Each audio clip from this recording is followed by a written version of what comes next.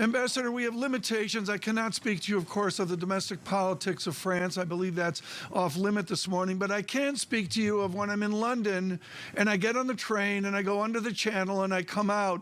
There are the fields of wheat of France. You are in the absolute agricultural nexus of the rich helping the poor with limited food at this moment. How will France help the poor of the world with their wheat and other agricultural products? It is indeed one of our duties and one of the initiatives we have decided yesterday at the summits in Brussels to take.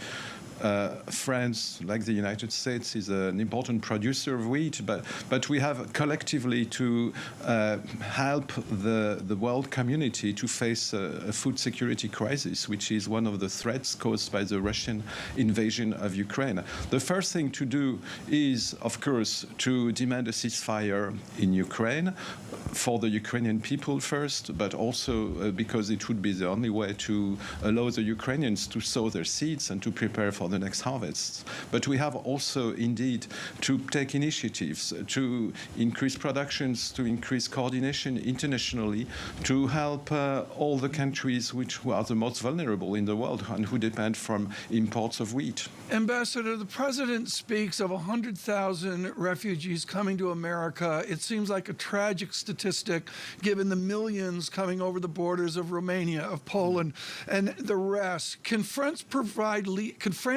leadership in Europe with the amount of number of refugees coming into France? Can that statistic be had? We have provided leadership because France is holding the rotating presidency of the Council of the European Union. And as soon as the war has started and as the refugees have started to come into the EU, we have decided as EU to give the Ukrainian refugees, more than 3 million already arriving to the European Union, to provide them with a special statute, protection statute. They are schooled, they have access to healthcare, they have access to jobs. We have been doing this immediately.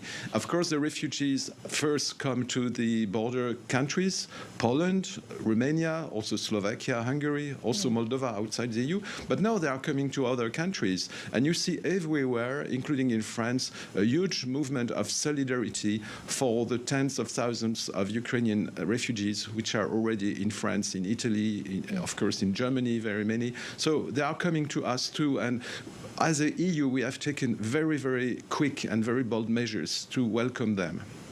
Ambassador, you spoke of Poland, where, of course, the President of the United States is expected to land in just about half an hour's time. Before he did so, though, he was in Brussels with Ursula von der Leyen announcing that agreement on U.S. LNG. What is the French feeling this morning about its energy security and whether or not it is able to wean itself off of Russia?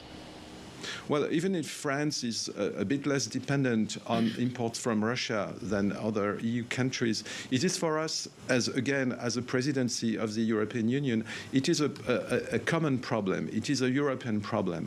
The European leaders were convened by our president in Versailles 2-3 weeks ago, and they decided to stop the dependency on Russian imports of energy and also to increase in other fields, food, critical materials, the resilience of our economy. It's a huge lesson to learn from this war, and we will transform decisively the European Union. And to get rid of this dependency from imports from Russia in energy means first to accelerate our transition and also to diversify our supply, including of gas. From this point of view, the agreement which has been announced by the United States and the European Union about this 15 billion cubic meters additional of American supply to Europe is really important, and we will diversify our supplies so that we get rid of this dependency as quickly as possible. Ambassador, in Paris on the River Seine are those bright gold domes. They stick out like a sore thumb, and it is Russian architecture of the Russian Orthodox Church. Explain to us the new relationship of Russia that you know so well with your representation of the nation in Moscow. Explain the new relationship you will perceive of Russia with Paris and France. Well, for the time being, of course, we need to stop this war. And the relation is mostly that our president is among the leaders who has decided to continue to talk to the Russian president, to tell him that a ceasefire is absolutely necessary. Humanitarian access is absolutely necessary.